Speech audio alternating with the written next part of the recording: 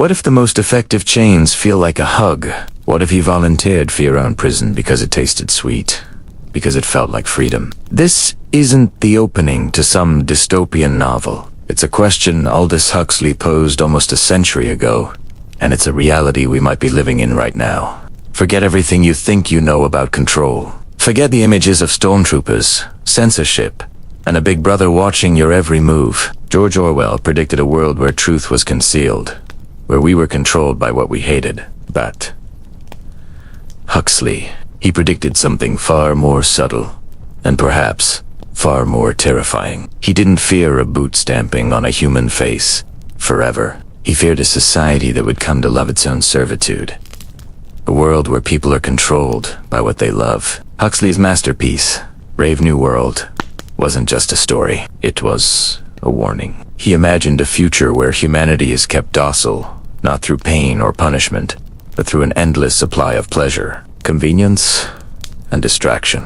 In his world, the state didn't need to burn books, because no one wanted to read them anyway. They were too busy with feel-good movies, casual encounters, and a wonder drug called soma that washed away any hint of unhappiness or critical thought. Sound familiar? Now, you might be thinking, but we don't have a soma pill, don't we? Take a look around. Today's soma isn't a pill you swallow. It's the device in your pocket. It's the endless scroll, the 15-second videos, the 24/7 snooze cycle designed to outrage you for a moment before the next shiny object grabs your attention. It's the frictionless dopamine delivery system that has been perfected to a science. Every notification, every like, every curated feed is a tiny, digital dose of soma. It keeps us occupied, entertained, and blissfully unaware of the deeper questions. Why bother with difficult books when you can watch a summary? Why engage in a nuanced, face-to-face debate when you can fire off an angry tweet? Why confront the complexities of your own life when you can escape into the curated perfection of someone else's? The genius of this system, this velvet cages that we build it ourselves. We willingly hand over our time, our attention, our data. We optimize our own confinement. We are told this is progress, this is connection, this is convenience, and it is. But it's also a powerful form of control. When you are constantly distracted, you lose the ability to focus. When you are constantly entertained, you lose the appetite for deep, meaningful thought. And when you are constantly medicated with digital pleasure, you lose the will to question the world around you. Huxley wasn't warning against pleasure itself. He was warning against pleasure used as a tool of oppression. He saw a future where people would be so amusing themselves to death, as Neil Postman later put it, that they wouldn't even notice their freedom slipping away. They wouldn't notice because the chains are so comfortable. They feel like a warm blanket, a constant stream of validation and entertainment. We aren't being forced into this cage. We are skipping into it, convinced it's a playground. Think about the last time you felt truly bored. The last time you sat in silence, with just your thoughts, for more than a few minutes. For many of us, that feeling is almost unbearable. We reach for our phones instinctively, craving that next hit of information, that next little distraction. That impulse is not an accident. It's been engineered. We are being conditioned to trade our autonomy for amusement. The problem is, a society that cannot tolerate boredom is a society that cannot think. A population constantly seeking the next trivial pursuit is a population that is easy to manage. They won't challenge the status quo. They won't engage in the hard work of democracy or so. They will simply scroll, and they will love it. They will defend their right to be distracted, unaware that this right is the very architecture of their servitude. This isn't about being anti-technology. It's about being pro-humanity. It is about recognizing when the tools we created to serve us have started to make us their servants. The cage isn't made of iron bars. It's woven from algorithms and personalized content. The warden isn't a figure in a uniform. It's a smiling interface that knows exactly what you want to see next. Huxley's warning is echoing louder than ever. We are living in an age of infinite distraction, and the price we pay is our attention, our critical thought, and ultimately, our freedom. The question is, can we even see the bars when they are so beautifully decorated? In part those we open the machine. How your biology is being harvested in real time and why you can stop scrolling. Ever feel like you just blinked and an hour disappeared down the rabbit hole of your phone? You think you're just killing time, But what if something else is being killed? Your focus, your patience, your very ability to choose. We need to talk about how your nervous system is being farmed. You think you browse the feed, but really, the feed browses you. The house always wins when the house lives in your hand. Every social media app, every streaming service, every news feed, they're not just platforms. They're casinos. Casinos built right into your pocket. And you are the prize. They don't want your money. Not directly. They want something far more valuable. Your attention, your time, your neurological real estate. Think about how a casino works. The flashing lights, the occasional wins, the near misses. It's all designed around a principle called a variable reward schedule. You pull the lever and you don't know if you'll win. But the possibility of winning keeps you pulling. That's exactly what infinite scroll is. You swipe and you don't know what you'll see next. It could be a cute cat video, a message from a friend, a shocking news headline, or just more of the same. That unpredictability, that maybe the next one will be good, is what keeps your thumb moving. Each little lita, like a share, a funny meme, delivers a tiny spike of dopamine, a pleasure chemical, in your brain. It feels good. It feels like a reward. But here's the sinister part. When you get these constant, easy, low-effort dopamine spikes, your brain adapts. It starts to downregulate your dopamine receptors. This means your baseline level of happiness and satisfaction actually drops. The world outside your screen starts to feel a little grayer, a little less interesting. Real life can't compete with the perfectly engineered rewards waiting in your pocket. A beautiful sunset doesn't give you a notification. A deep conversation doesn't have a share button. So, you find yourself reaching for your phone more and more. Not even for pleasure anymore, but just to feel normal. Just to escape the low-grade boredom and anxiety that the phone itself created. It's a self-perpetuating cycle. The content isn't just being shown to you. It's training you. The algorithm learns what makes you pause, what makes you react, what keeps you swiping. It's not serving your interests. It's serving its own. Its only goal is to maximize the time you spend on the platform. You might think, I'm in control. I can stop whenever I want. But are you really? Think about those moments when you consciously decide to put your phone down and do something productive, only to find yourself opening an app just seconds later. Almost without thinking. That's not a conscious choice. That's a reflex. Your intentions are being overridden by a trained, conditioned response. The algorithm has bypassed your rational mind and is now directly interacting with the most primitive, reward-seeking parts of your brain. You're not paying for this service with dollars! You're paying with your days. You're paying with your focus. The ability to sit and read a book, to have an uninterrupted conversation, to simply be alone with your thoughts without feeling an itch. To check for notifications, that ability is being eroded. It's like a muscle that's atrophying from disuse. You're paying with your self-respect. Every time you promise yourself you'll be more present, only to succumb to the digital slot machine once again. We've been led to believe that this is the price of connection, the cost of being informed. But this isn't connection. It's consumption.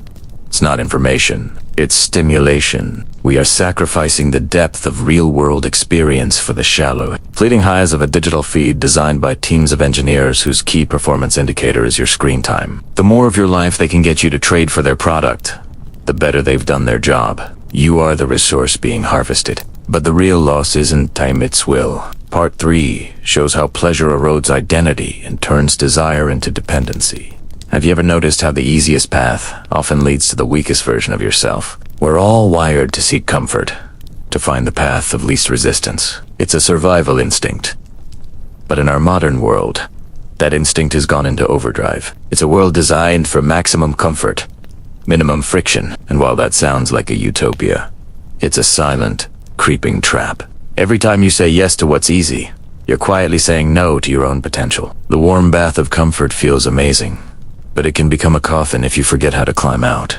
Think about it. We're bombarded with messages that promise an easier life. Quick fixes, instant gratification, hacks to bypass the hard work, apps that deliver anything to our door so we don't have to move, entertainment that flows endlessly so we never have to be bored. We're sold the idea that struggle is bad, That friction is a flaw in the system. But what if struggle is the very thing that forges character? What if friction is what sharpens our edges and makes us resilient? The psychoanalyst Carl Jung had a term for this slide into a comfort-obsessed state.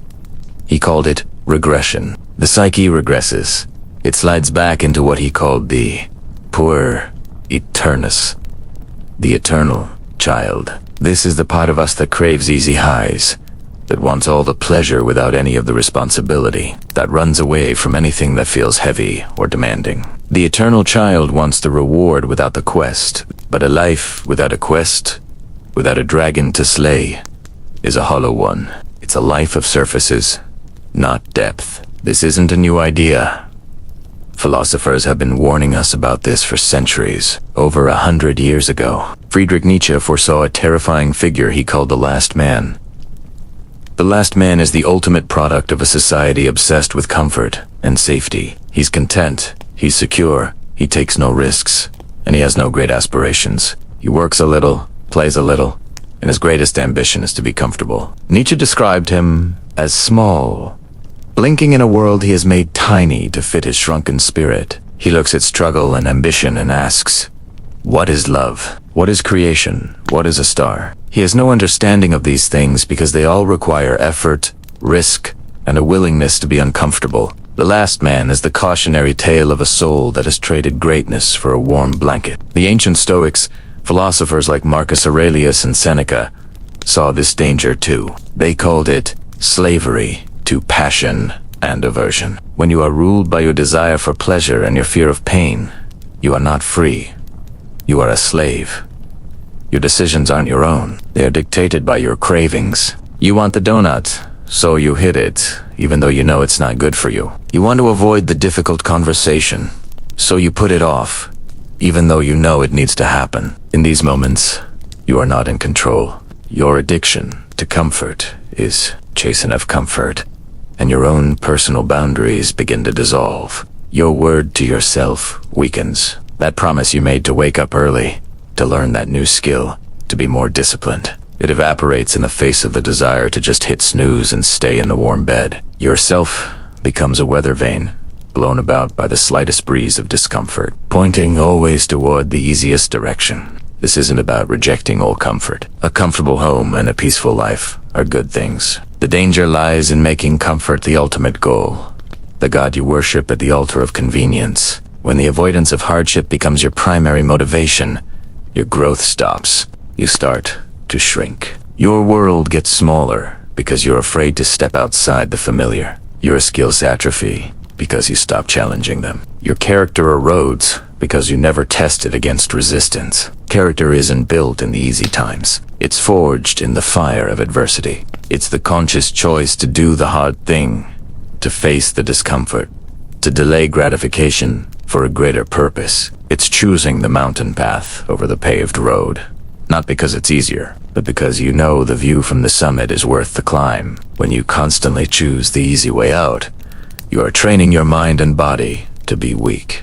You're teaching yourself that you are incapable of handling difficulty. So, when real, unavoidable hardship arrives, and it always does, you're unprepared. You've spent your life on smooth seas, and now you're in a storm with no idea how to navigate. The person who has intentionally faced small, voluntary hardships, however, has been training. They've built their sea legs. They know they can endure because they've chosen to endure before. The sweet addiction to ease is the most dangerous of all because it feels so good. It whispers promises of happiness while it slowly dismantles the very structure of your will. So the question becomes, how do you break a sweet addiction? How do you reintroduce the healthy, necessary friction that builds a strong soul? You don't need more willpower.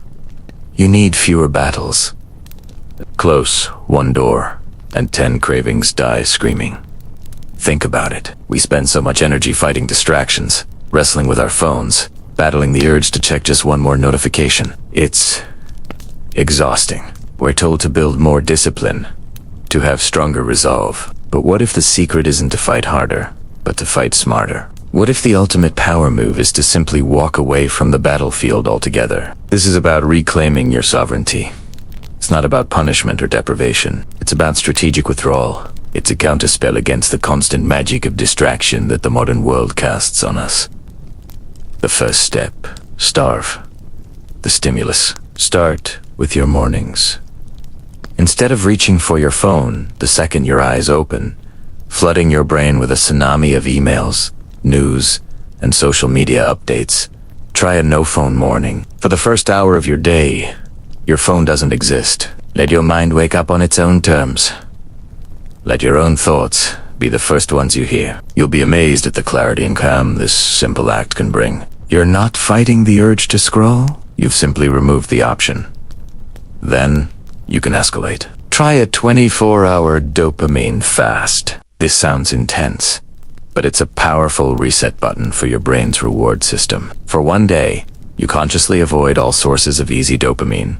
No social media, no streaming videos, no junk food, no mindless internet browsing. Instead, you read a physical book, you go for a long walk, you write in a journal, you just sit with your thoughts. It'll feel uncomfortable at first, maybe even boring, but that boredom is the fertile ground where creativity and deep thinking begin to sprout. You're recalibrating your baseline, teaching your brain that it doesn't need constant, high-intensity stimulation to feel content. This principle extends directly to your work. Instead of multitasking, which is really just task switching at high speed and low efficiency, embrace the power of deep work sprints. Choose one, and only one, important task. Put your phone in another room.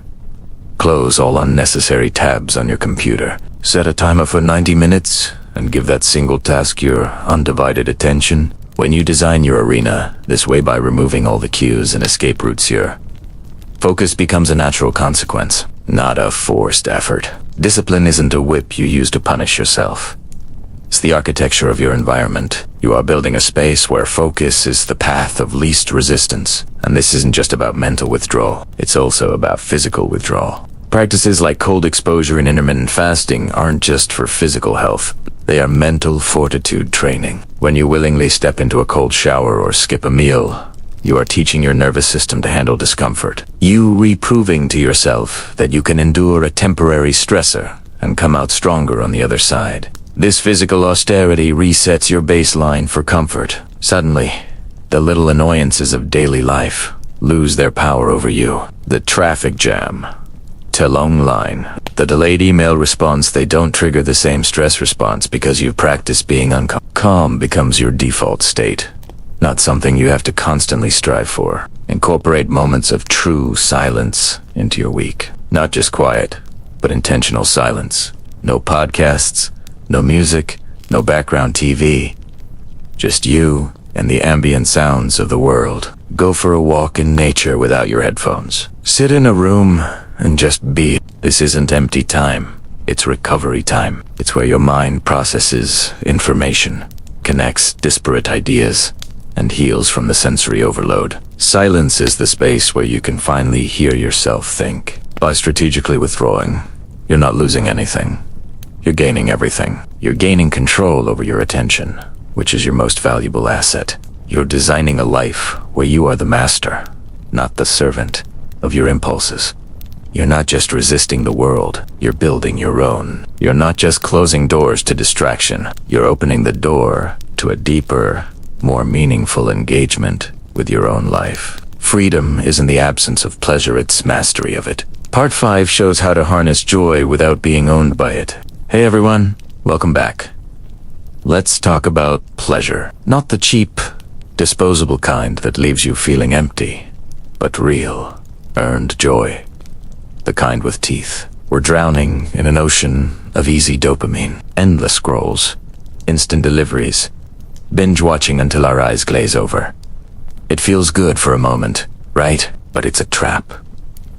This constant stream of low-grade pleasure is making us numb. It's dulling our senses, hijacking our focus, and quietly stealing our ability to feel true, deep satisfaction. We've become passive consumers of joy, letting algorithms decide what we want next. But what if we could take back control? What if we decided to become sovereigns of our own pleasure? Keep your pleasures, but put them on a leash.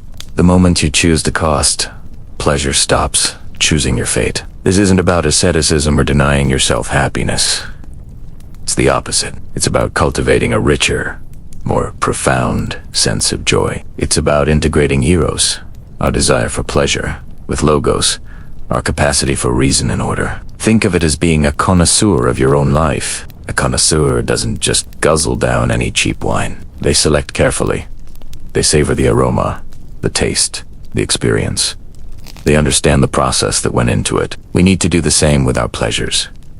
The first step is to earn it. Joy hits differently when it's the reward for effort. The satisfaction of finishing a tough workout is worlds away from the fleeting buzz of a sugary snack. The pride of completing a project you've poured your heart into is infinitely more nourishing than another hour of mindless scrolling. When pleasure is the destination after a challenging journey, it's not just a feeling. It's an achievement. It builds you up, instead of just passing through you. Next, schedule your pleasure. This might sound counterintuitive, like you're taking the spontaneity out of it, but think about it.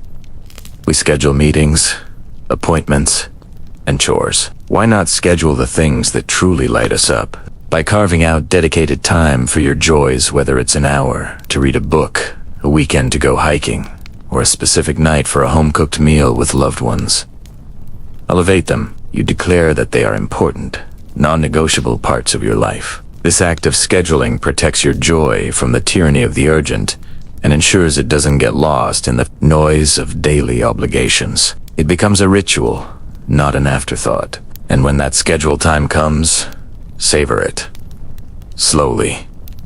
In a world obsessed with speed and efficiency, the most radical act of rebellion is to slow down. Put your phone away. Be fully present. If you're enjoying a great cup of coffee, notice the warmth of the mug, the rich aroma, the complex flavors. If you're spending time with someone you love, truly listen. Absorb the moment with all your senses. This is mindfulness in action. By stretching out the experience, you amplify the pleasure and etch it into your memory. Cheap thrills are forgotten in an instant. Deep joys become part of who you are. The ultimate rule of sovereign pleasure is this: refuse anything that dulls tomorrow. Before you indulge, ask yourself a simple question. Will this make my future self stronger or weaker, happier or more regretful?